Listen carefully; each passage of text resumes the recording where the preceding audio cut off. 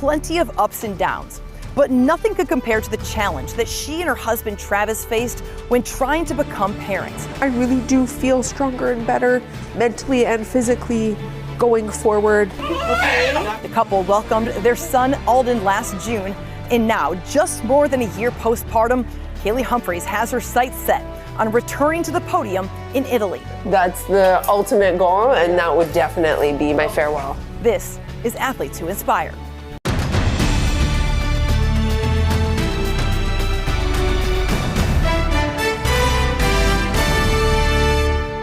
You've already competed, and you were only 6 months or so postpartum. What was that like to obviously welcome your son last June and then go into competition that quickly? What was your mindset like? What was the body like? Body was rough, I won't lie. Pelvic floor, not there. It's still not fully there, I will admit that. Yep. We're working on it. It was hard. It was definitely an ego check, for sure. I've never been that, not only out of shape, but just unaware. Things weren't connecting, which makes sense. You're not only your pelvic floor, your core is gone, everything's shot. So like trying to relearn how to run, upper body wasn't connected to lower body, pelvic stability as a whole, trying to lift weights. There was a lot that was just not operating at the same level I've been doing for the last 20 years. I've had a really long career. And this was the first big, like, major physical challenge.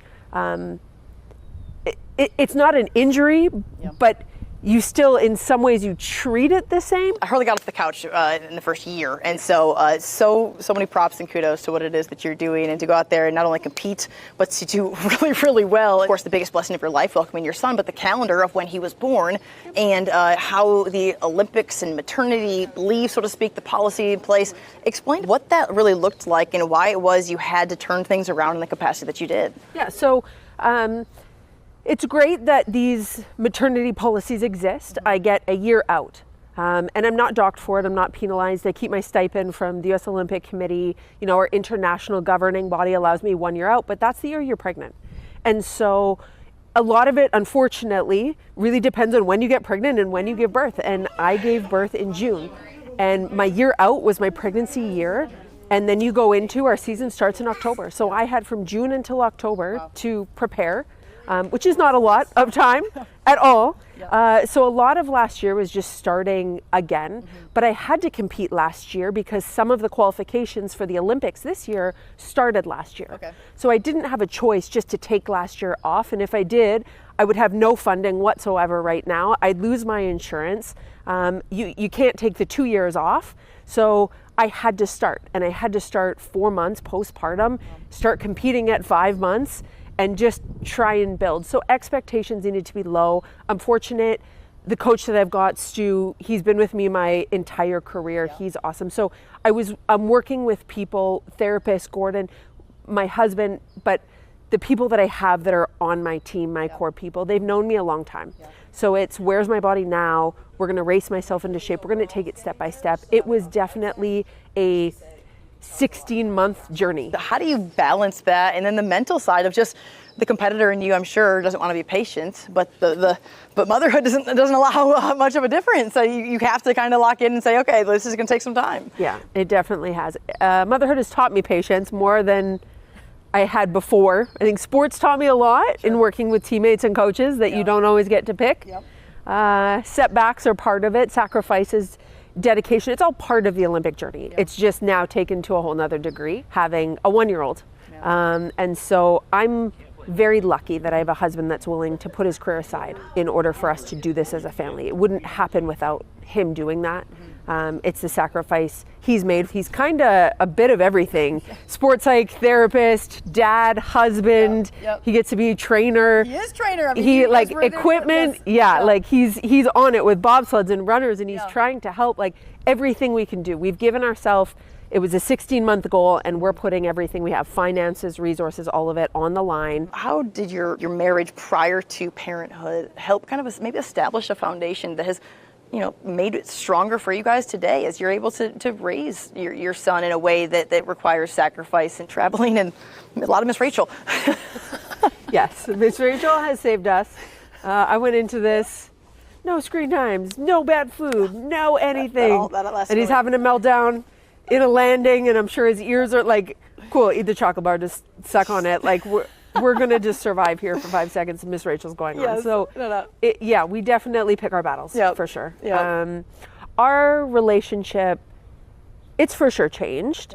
If for the better. I think we trust each other more, and we've had to more than ever before, because our son's life. I have to trust him. He has to trust me with our son's life, and our son means the most to us as a whole. And I think that only has helped our relationship when it comes to like bobsled. We're lucky we get to do this together. It took a sacrifice on his part, a huge one, but the fact that we get to be there every day with our son. So not only does he get to travel, but he gets mom and dad time every day, all the time. Probably more than he needs, but I'm hoping for his development, that's good. It's no question. But he gets to be with us every day. He's raised by mom and dad. He gets to see us, you know, working hard, chasing our dreams, good or bad. And he gets to know he was a part of it. And I think that for us, that was an important piece. And I think our communication has had to be stronger around having Alden as well. Do you have him? Do I have him? And we have to be willing to ask each other, I need time away. I need to go work out. Do you have him? Do I have him? What's going on? So we've really had to rely on each other. And we have to ask for things, which before it was just kind of granted or given. It's easy. And you had more energy or time with each other, where now it's like, okay, I'm exhausted, I'm at 10%. Like, how are we going to make this work? But healthy. And It's so healthy. It's so healthy. And it's something that people strive for. When you look back at 2022, what made that gold medal so special? 2022 was awesome for so many reasons. My first Olympics with Team USA, for one. But it was in the monobob event, which was a historic first ever for our sport. It was something that I had fought years previous for, was a second medal opportunity for women within bobsled, because we never had that. So my first Olympics, 2006, 10, 14, 18, I went, competed, won, got medals. We only ever had one event where men had two. Men had 2 men and 4 men, women only had 2 men. And I lobbied for a lot of years. I was competing with men, with women in the 4-man competition, which is a male-only event, not to be with the men, but to show women we're capable, because I was told we're not strong enough, we're not skilled enough drivers. The list goes on of not fast enough, not strong enough, no one wants to see it, you know, not everybody can do it, blah, blah, blah. And so if I removed the sexist reasons as to why we couldn't do it, I was like, fine, I'll showcase to you that we can. And so I did for a lot of years. That then opened the door to, okay, we need equal medal opportunity, at least allow that, which is how monobob was born. So the push for equal medal opportunity for women with our sport invented monobob. I did it this started 2014. So from 2014 to 2017, I was lobbying, fighting, emails, phone calls. How do we get women more greater opportunity worldwide within our sport? Fast forward 2020, monobob is made. I did it never knowing I was going to ever be around to see that benefit. I'm a product of the women that fought for bobsled and what we have now before me. And I want to be there for all of the women long after. And so it was a really important fight for greater opportunity for women in our sport. I love our sport. The opportunity I've had has given me my life, and I want women and more women worldwide to have that. And so when monobob was born, and then I could go to the Olympics and compete in it and then win the first ever, it was like the cherry on top. It was so amazing. I was like, yes, I fought for this like years and years ago, didn't know what happened, and I can come out and I can dominate in it. And it was awesome. And to do it with a team that empowered me to be the best version of myself. It was after a 4-year legal battle with Canada, getting released, safe sport issues and violations. It was leaving one country and completely starting again anew in a different country. And so that whole transition and switch, along with immigration and then the addition of a new sport, pressure was high. And so to end 2022 and have that gold medal was just, it really meant everything. It was much more than being the best in the world. It was a culmination of a lot of different battles internally and individually that I had to fight to get through. As fast-paced as everything has been, have you had a moment of pause to be able to step back and say, like, wow, like give yourself some credit in that I mean, you've gone to 10 different countries with a 9-month-old. Your son starts walking at 10 and a half months. He's sprinting. I mean, if I've seen this firsthand through your house, I mean, he is full go all the time. Travis, the sacrifices. Have you had a minute to just sit back and go like, wow, like we're making this happen? No. And give. No, we haven't. And I'm okay with it. I'll have that moment post-Olympics. And I'm saving it for that. Yeah. That there will be a big come down. There will be a big letdown post-games. My body is going to be completely done and shot. I have no doubt. But no, we haven't really sat back and looked because we're still within that 16-month window from when we started, postpartum to when the games are. Yeah. And so literally each day is, what are the goals? What are the objectives? How do we adjust those if and when they need to be adjusted? We have a 1-year-old, so it's constantly adjusting. Sleep regressions and all of the above, trying to get him food and fed, especially when you're in other countries. Like it's all just part of it. And so, it's a process, but it was one we wanted to take. It was a step that we had to work really hard for. It was 2 years of IVF, a lot of failure in that process. Which is not what I expected. Yeah. So it's kind of a blessing for every hardship that comes along with it, or every situation where you're like, oh, okay, this is really challenging. I wouldn't change it for a single thing, because while the goals are big and lofty and I'm working and giving everything I have to those goals, ultimately the best thing we got was my son out of this, and being able to be parents, have that with my husband, and be able to chase an Olympic dream. It really is awesome. Coming up, Kaillie walks me through her 3-year IVF journey to becoming a mother, and how baby Alden has changed her outlook on life and sport forever.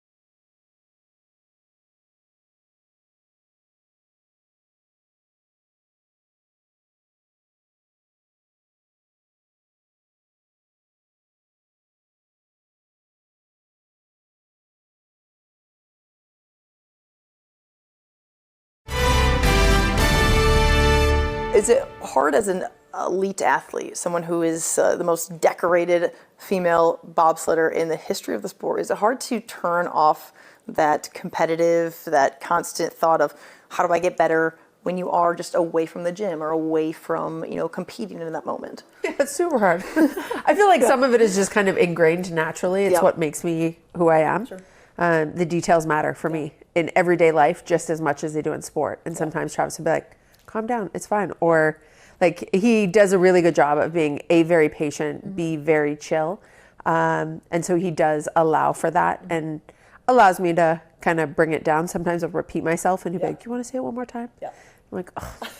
Okay, so I love that. Sometimes it just happens. Sure. So yes, I'm like, I swear, I'm not trying to tell you what to do. It just, I have to say it to know I've said it, to get it out. So yeah, there's definitely things and habits in sport that transfer over into kind of real everyday life. And some of that's just me. Yeah. So it's going to come out. Travis, you guys, with spending time with the two of you, you can tell, like, one, you're an unbelievable team. You're incredible parents together. Your kid is so well adjusted, and wow, you're just like, you're living in the moment. It seems like you guys do everything as a team. What is your relationship like going back 10 years ago when you met to where you are today in the journey you've been on together? Is it, if you had to describe it in just a couple words, what would you say? Our relationship is solid. It's comforting, and our relationship is true. If I were to use those words, that would be kind of how I would describe it. I think Travis is my safe space. So the fact that he gets to come, I think helps. I know it helps when it comes to the sports side of things, especially when you do have that target on your back, especially when you are going out to chase things that other people haven't done, make history, do things that are hard. I do question myself in what I'm doing sometimes, and am I doing the right thing? Are there things that I can be doing better? How do I constantly move that needle or chase? And having that constant, having that grounding from him, knowing that sport is only one part of who I am, is also really important. It's not everything about me. And he does a really good job of reminding me of that. When it comes to parenting Alden, we kind of just had to go into it. There's no real book. Everyone knows. Lord, it's true. You don't really know what kind of parent you are until you become a parent. Yep. So I had all these ideas of what I was going to be like, what he was going to be like. But there's been times, he's had to rely on me, and I've had to rely on him. And we've kind of grown together in that. And so I think, I mean, I'd like to take full credit for Alden, but Alden is his own little kid. Yep. He really is. And he already is starting to, he's now just a year, but you see these little characteristics and these little like habits that start to come out, and you see like his little personality. And so some of it is just him, and we just get to be along for the ride and foster that, which I think is cool. And the fact that we get to do it together, that we're chasing, my Olympic dream as a family, but that we get to raise him together. He's with mom and dad every day, and we get to see that personality and help shape or foster what naturally is coming out of him is really cool. So I'd like to take credit for it all, but I'm not. And by no means is anybody perfect, us nor him. But I think that's what's really great about it. And I know that I trust Travis a lot with not only my life, but my son, us as a family, our relationship. It has been, we've been together a while. Met on Facebook randomly, back when Facebook was like a thing. I want to take you back to June of last year. Obviously, you've had a lot of life moments that are things you're very, very proud of. Can you point to anything in your career, as unbelievable as it is in bobsled, a moment outside of that's been something you're more proud of than what you achieved in June, which is becoming a mother and parents with Travis and bringing Alden to the world? No, there's nothing. The birth of our son was the most amazing thing. Like, there really is nothing in sport. And I would trade a lifetime of sport to be able to have that moment again and again, or like relive it. And just being a parent is awesome. I don't really think they can compare. They are two very different things. I think there's always been this innate, I've always wanted to be a mom since I was a kid. And so there's always this been like innate feeling and wanting to. And I put it on the back burner for a lot of my career, because as a female in sport, I was always told, when you have a family, you can't bring them on tour, you can't do this, it's going to end your career, you're never going to be the same athlete again. And that rhetoric was over and over, and it's really taken a lot of other women to kind of break through. And I get to be a part of that now, to showcase I can have a career in sport. I can still be world class. My goal is to get back on top of that podium to showcase that it's possible to have your cake and eat it too, in that sense. I'm going to have my family, I'm going to come back to sport, and I can be just as good, if not better, than what I was before. But growing up, that was not always the case. And that's not what was modeled. And so that's the challenging part. But the way I see it, they don't compare. There's sport me, and there's sport life, and there's things I've achieved, and there are the highest of high moments. And then there's becoming a mom. And that is a completely separate thing that hits the heart in a different place. And they're both equally awesome. You can be the best in the world, and I get to be a mom, and I plan to be the best mom in the world to Alden, and whatever that means. It's not a comparison to anybody else. It's just I want to be the best I can for him.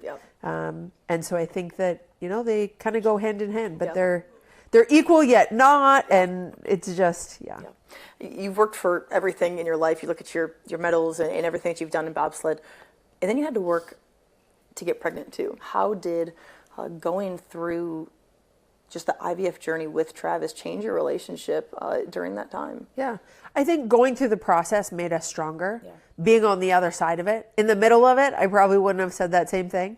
But yeah, it's frustrating. It's maddening. It's another one of those things where sometimes you just go, why me? Like, why? All I want is to be a parent. I want to be a mom so bad. And like, why can't it just happen? The amount of times you get told in school, wear protection, do this, go here. And I'm like, didn't matter. Wouldn't have helped anyways. Like, shoot. And you just don't know those things. And going through it, I didn't know until probably like 5 years ago that I had endometriosis.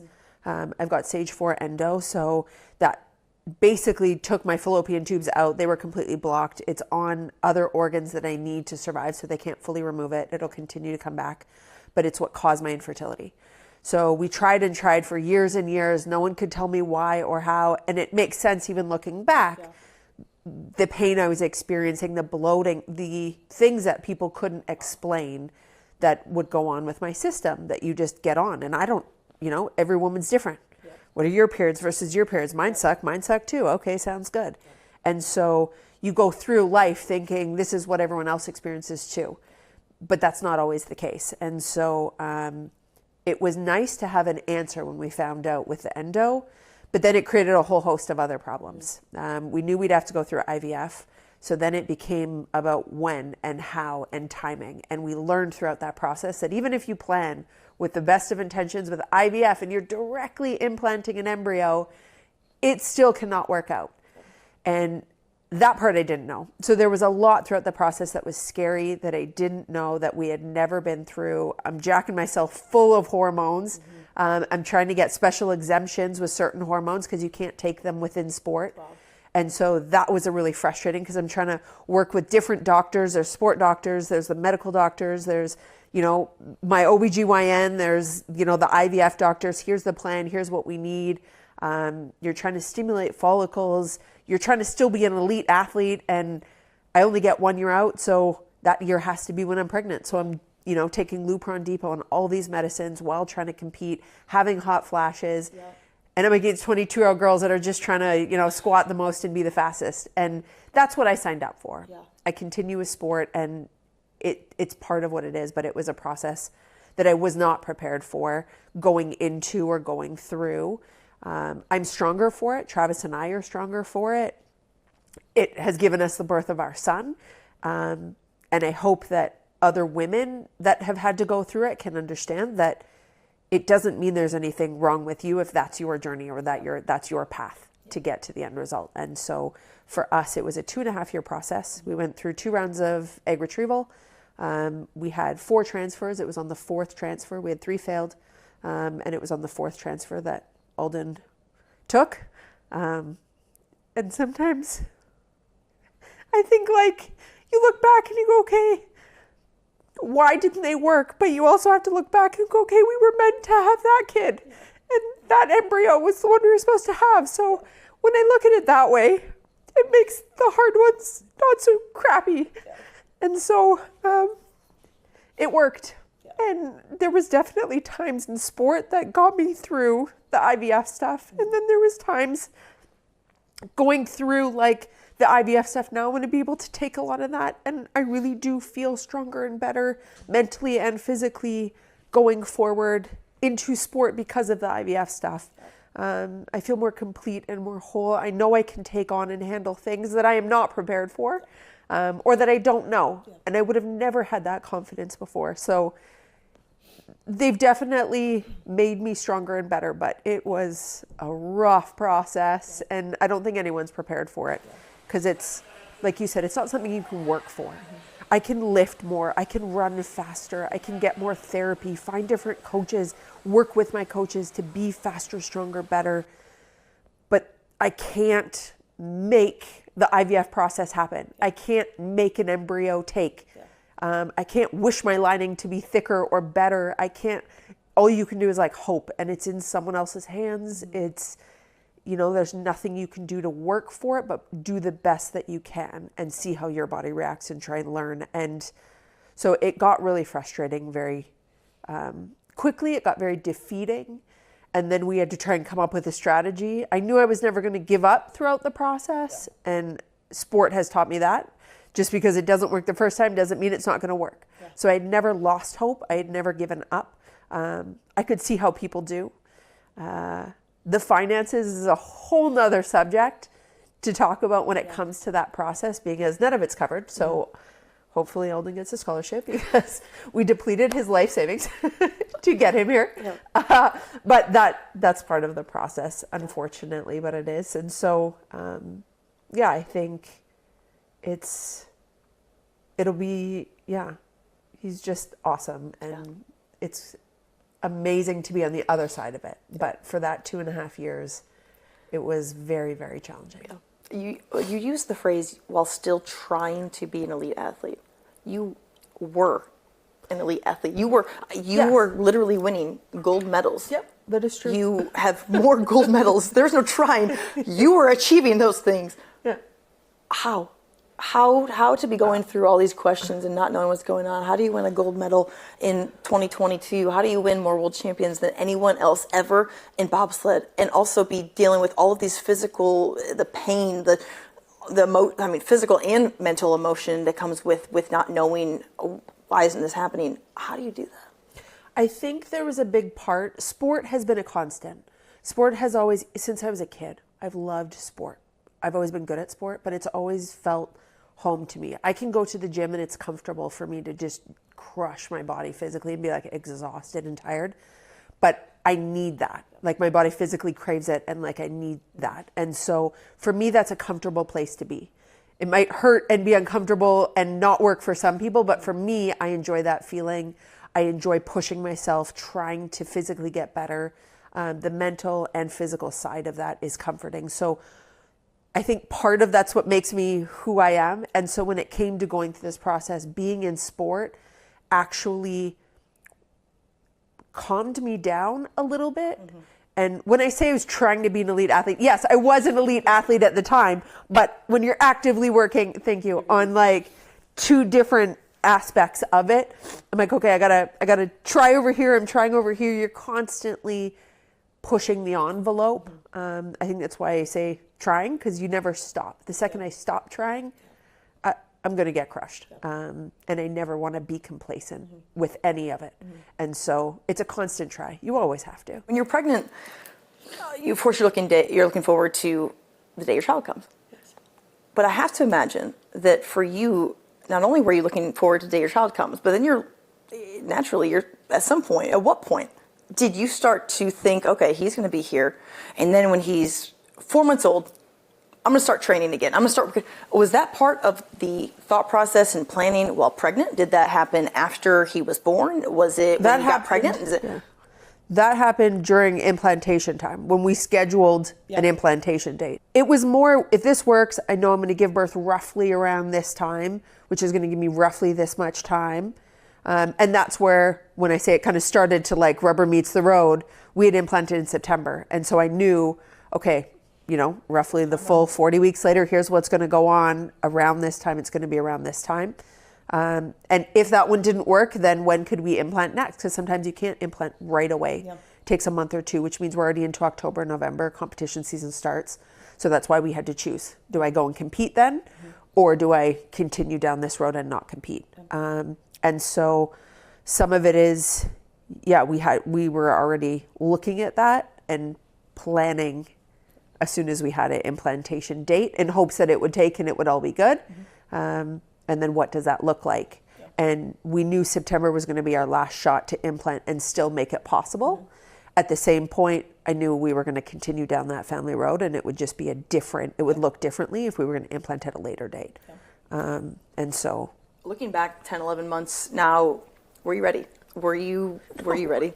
Because I know from experience, I was not ready to I'm not ready to lift a weight, get on a Peloton, get to do a thing for about a year and a half. And here you are, 3 months postpartum, breastfeeding, trying to figure out how to be a mom for the first time, being excited that you have this beautiful baby boy. Were you physically, mentally ready to do that? The Olympics is a hell of a drug. So no, I think I was not prepared at all. And again, in my mind, everything works perfectly. It's all great right from go. Yeah. And then we just adjust. There's plan A, but there's a B and C and D. Yeah. But we go with A and we make it as perfect as we can, and then we adjust as we need to. So I went into it like, yeah, it'll be no problem. Like 4 months, I'll take a couple months off, like train. I knew I wasn't going to be in the best shape of my life. I was very ill prepared for how out of shape and how foreign everything would feel. Having never experienced birth of 4 and like being pregnant before. And I think it didn't help that you can just, there's like a reason, you can just eat whatever you want. Yeah. And as an athlete, I have discipline, and now I'm pregnant. Yeah. I can just do whatever. I gained 65 pounds. Absolutely. I was like, I don't have to work out for like a whole year. And now I have a reason to not work out because like, I can't risk this. Yep.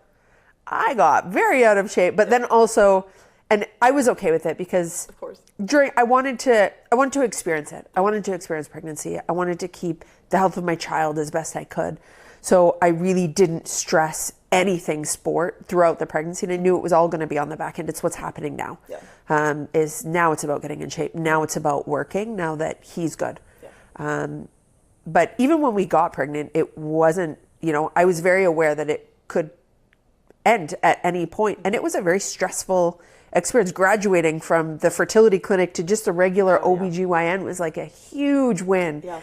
And we were really just taking each milestone as we went through. Okay, he's now at 22 weeks. He's now, viable at the 34-week mark. We can, if this happens, like you start to like recognize and realize, okay, we're hitting these milestones, but you're forever holding your breath because you know how fragile life can be throughout that process. And so I really tried to limit the thought of sport throughout of it and just live in the pregnancy life. And then he was born, live the mom life, adapt to that. And then I'm lucky I've got some amazing people, not just my husband, my family, but my coach, Stu, is awesome. My therapist, Gordon, is fantastic. And so the people that I have around me that have known me since I was 16, 18, 20 years old. Coming up, I sit down with Kaillie's husband, Travis, to talk about the journey to parenthood and the sacrifices along the way.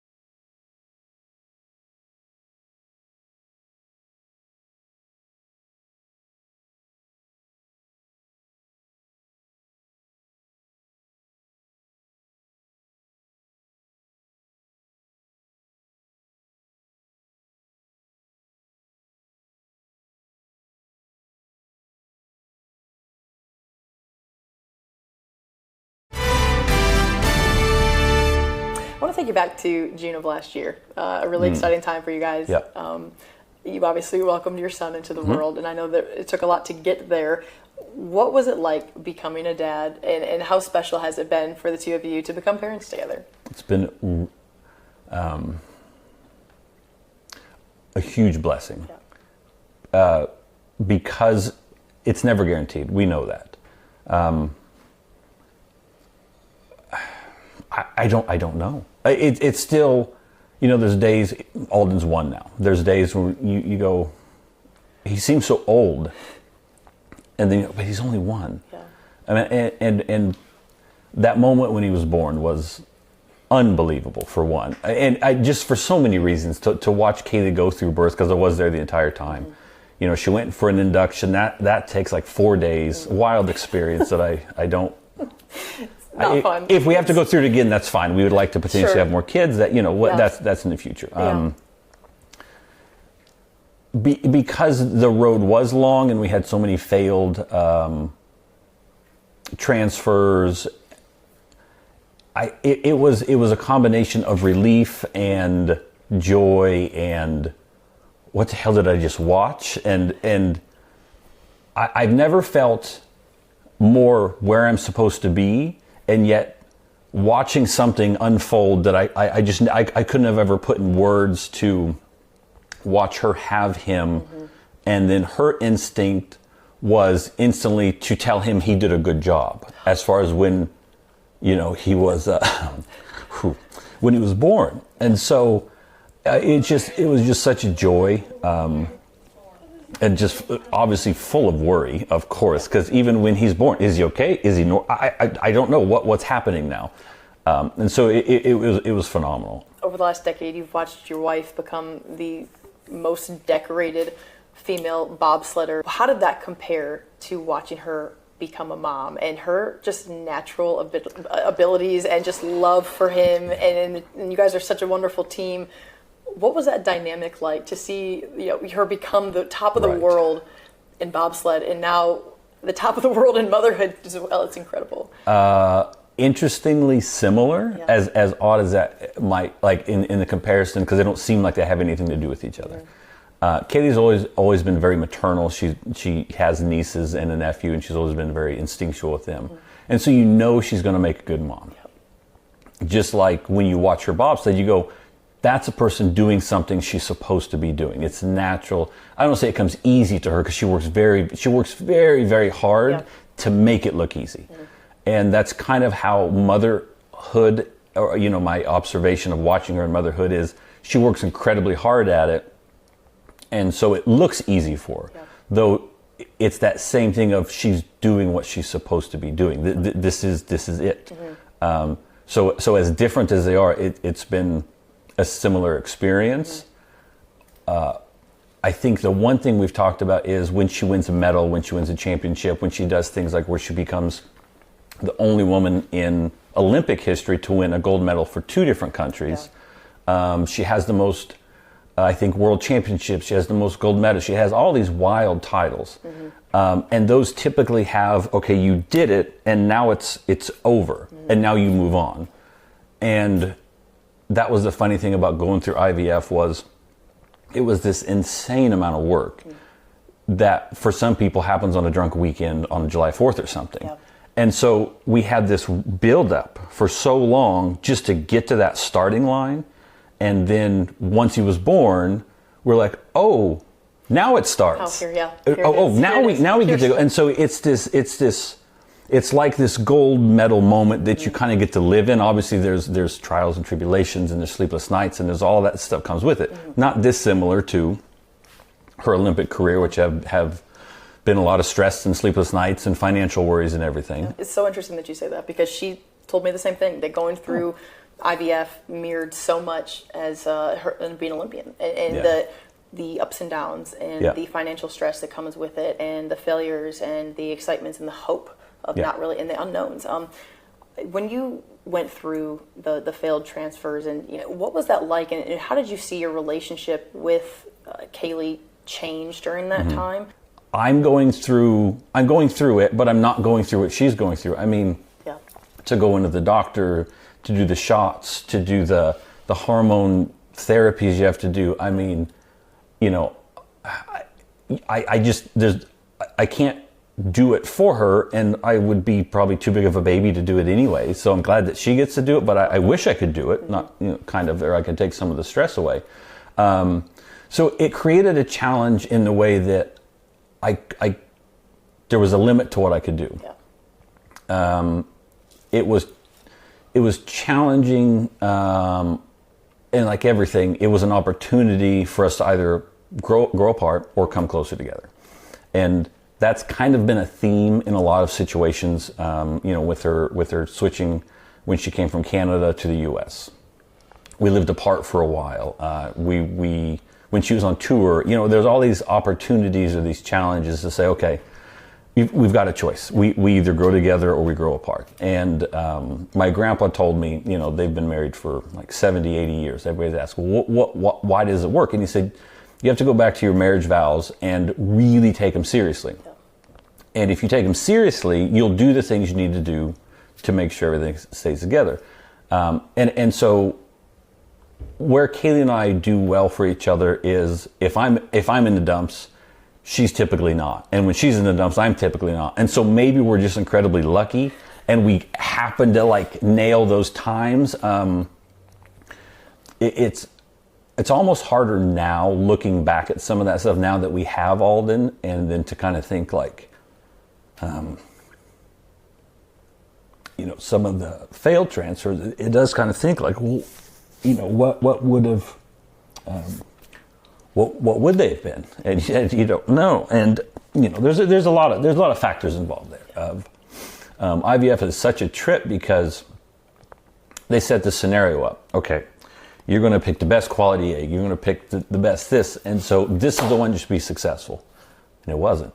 And then it wasn't again. And it wasn't again. Yeah. Thinking, but we're getting less and less likely for this thing to work out. So what do we do? You keep going? What do you do? And so we had a lot of those conversations, I think, blatantly.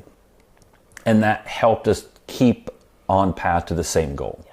Yeah. So if one of us started to stray or have whatever the scenario was, to have questions about it, is we could come back and talk about it and just make sure, okay, we're on the same goal, the same path. Let's get on the same path. And it makes it easier because we're effectively kind of, I don't say fighting is not the right word, but we're heading towards the same direction. Mm-hmm.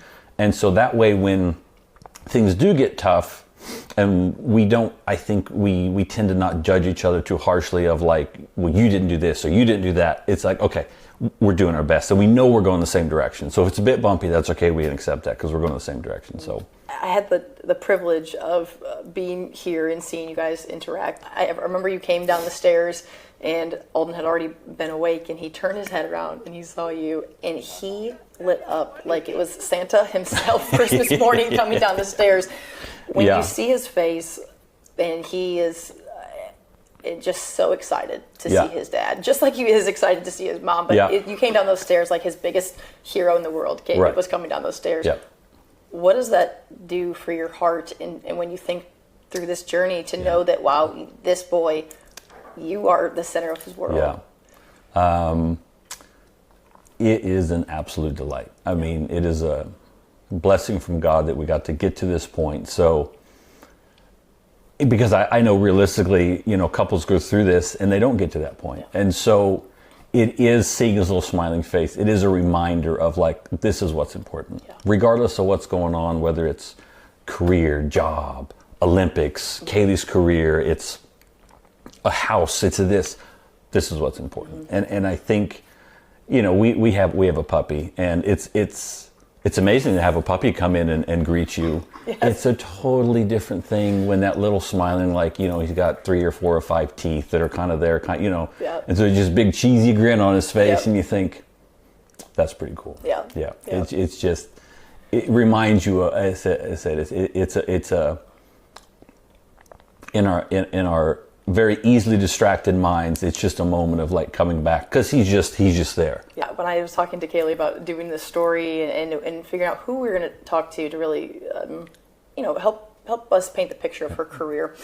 And ever since I've got here, she has given you an unbelievable amount of credit and just said that none of this is possible without your sacrifice to take a step back in your own career to help raise Alden and also help her as a trainer.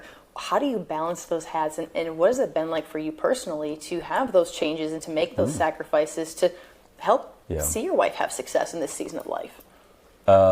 Chaotic, and it's just an acceptance of chaos. That's really what it is.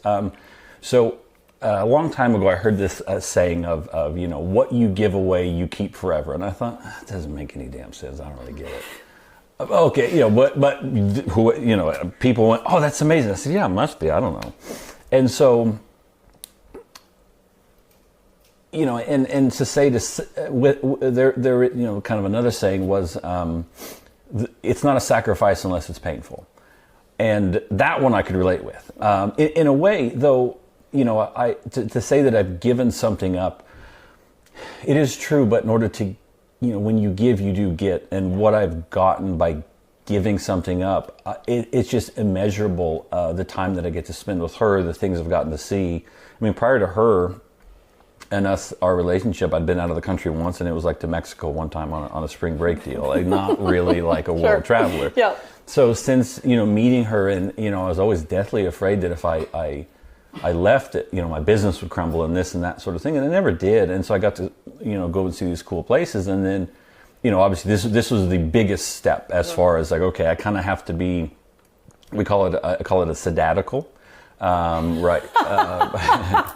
I love that. Yeah, I love so we'll coin that term at some point. Maybe we coin it now. Trademark that. Trademark that. Yeah. Yes, that's incredible. So I'm on a sabbatical, so I'm not really technically giving up anything. I'm just sabbaticaling. I just love that so much. So, right, because I had to think, yes. I had to come up with something with it, because people would ask, well, what are you doing now? I don't know. I'm Kaillie Sherpa. I carry stuff for her on tour. I take care of Alden when she goes to training. I don't know. So that's what we came up with. Yes. And so everything I've given up, I've gotten more in return. I got time with her, got time with Alden now. I get to be with him on these little moments, like he does little things for the first time, and I get to see it. Yeah. And a lot of times, there are times when I take it for granted and I forget, and there's moments when I go like, oh, I wouldn't see this if I was working full time. Mm-hmm. And I do have some really good friends. One of my friends, he did a similar thing where he actually stepped away from a really high paying CEO type career to come back and work with kids, and it was nice to talk to him because his kids are grown now, and he said, I wouldn't change it for the thing. He said, so I promise it might be difficult at times, and the difficult part isn't the not working. I mean, at times you go, that's pretty cool, I don't have to wake up early, and then all of a sudden he cries at 5 a.m. You're like, oh, I do have to wake up early. Right. It's kind of learning what to kind of consider your small wins. When you work, typically, you kind of get into a routine, and you have kids. When you have when we went on tour for the first time, he was 4 months old. Yeah. I don't know what we were thinking. Well, we had to do it. That was basically what it was. And to get to this goal, we had to do that goal. And so it was just, okay, just go do it and figure it out along the way, because there's not exactly a playbook for it. And so it took me a while to really kind of to really put it into perspective, because you're just going. And now that he's won, there has been a little bit of time to reflect and really realize, like, holy moly, like I have been given and had gotten so much that I don't anymore. It doesn't feel like I gave anything up. Certainly things are different. Sure. And went golfing. We usually go like once every 5 years with a couple good friends of mine, and they're both hot in their careers, and they're talking about they're doing this and they're doing that, and I changed some poopy diapers. Don't have much to add to this one. So that was one of those moments of like, wow, I'm really doing something a little, common in some places and some, avenues. I'm sure, though it's been, again, I just can say. At this point, I don't feel like I've given anything up, and I'm just getting so much in return. Coming up, how Kaillie's longtime coach, Stu McMillan, has impacted her life on and off the track.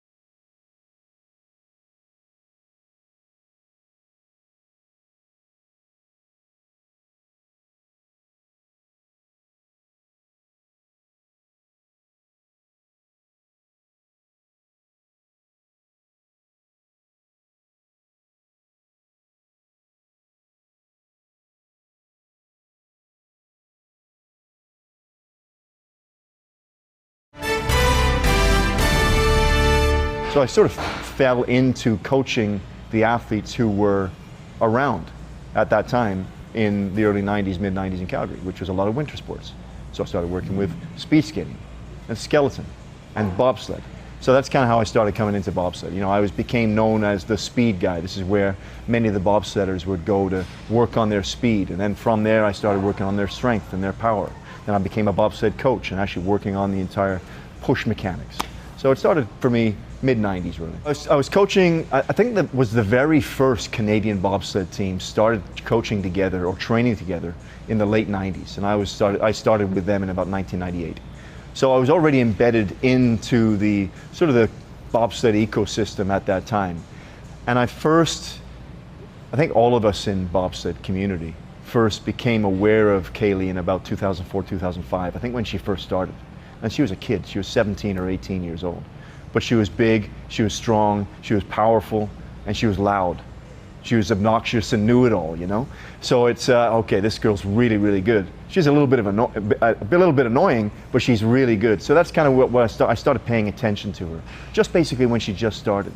And then I think she was an alternate at the 06 games, and I was coaching the US team at the 06 games. And then I think I started coaching her the following season, so the 06-07 season. She's somebody who's so driven, so incredibly driven, and she's never lost that drive at all. So I got sort of used to that, you know, and I've been coaching now, you know, for a long, long time, and I work with a lot of similarly driven athletes. So that's not super unique. Like, her drive isn't the thing, isn't the thing that really stands out to me. What has really stood out to me over the course of, you know, the whatever, almost 20 years of coaching her, is her just growing up, maturing, understanding who she is as a human being and as an athlete, and how to navigate this whole journey of being an athlete while you're also being a human being, and all of the things that come together with those two. Watching the journey of her just becoming a woman and then becoming a wife and a mother, that's the most interesting thing. She's always been a great athlete, and now it's still, if you ask her, it's still, bobsled's probably top 3 now in her life. It's not top 1, I can almost guarantee that. So it's understanding the hierarchy. It's still, when she does it, she wants to be the best in the world. But there's other things now that are maybe distracting or taking away from that, just that singular focus. So as a coach, I need to understand that, appreciate that, respect that. It's, for me, when I'm sitting down to talk about a training year with an athlete, it's talking about what is their objective, as not just the year, but for them as an athlete. Why are you doing the sport? What is most important to you? Is it winning an Olympic medal? Because it's not always winning an Olympic medal. Sometimes it's learning more about yourself. Sometimes it's, can I push myself to be as good as I possibly can be, while I'm also being a wife and a mother, which is kind of what it is for Kaillie now, right? So there's all of these different things that we have to navigate together now through that journey. Part of that is she's not able to train as much. She's 39 years old now. She can do a lot less now than when she was 24 and 25. So where there wasn't a lot of constraints around the amount of work and the amount of intensity and the amount of load that we could put into a program, now there is. Now we have to be a lot more careful. Kaillie is actually the first athlete that I've coached who's had a baby and come back, and I've been training them again. So this is brand new for me. So one of the things about being old is you've got a big network. I know a lot of people who've been doing this for a long time. So I reached out to many members of my network who are expert in coaching postpartum athletes. So there was a lot of other things that we had to do. Obviously, a lot of health and physiotherapy work that she had to have done. So it was a lot for me to give away much of kind of the work that I would normally do. I wasn't able to do. Said, okay, you are expert at this. Take care of this piece. Can we do this? There was a lot more questioning for me, a lot more challenging, a lot more complexity in that process for me. I have a good friend named Molly Galbraith. She owns this company called Girls Gone Strong, and they are experts in this. So I was talking to Molly on this almost daily. Hey, what should I do? Do I need to avoid this? Can I do this? What types of things does Kaillie need to do over the course of the next month, 2 months, 3 months, 6 months, 12 months, so on and so forth?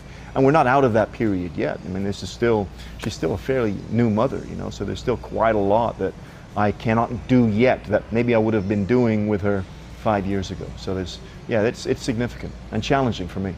I'm proud of the entire journey. You know, I'm proud of her growth and development as a human being. I'm proud of her ability to look at herself now and realize that she's not the physical specimen that she once was, and she's still able to push herself and show up and give as much as she can. So all of these different things are what I'm the most proud of, not singular moments in time. If post games, if she can look back and look at the journey up until that point and she can say, I'm proud of that work, then that's success. You know, it's not necessarily now where it's a gold medal or bust or a medal or bust. It's, am I proud of what I've gone through over the course of the last 2.5 years after having Alden to the Olympic Games? That's a lot of different things that have happened in her life that is very, very unique. Can she look back at that and say, yeah, I'm really proud of that? I think that's success. As both Kaillie and Travis said, regardless of the outcome from this Olympic cycle, their greatest gold medal has already been won. For Athletes Who Inspire, I'm Simone Eli.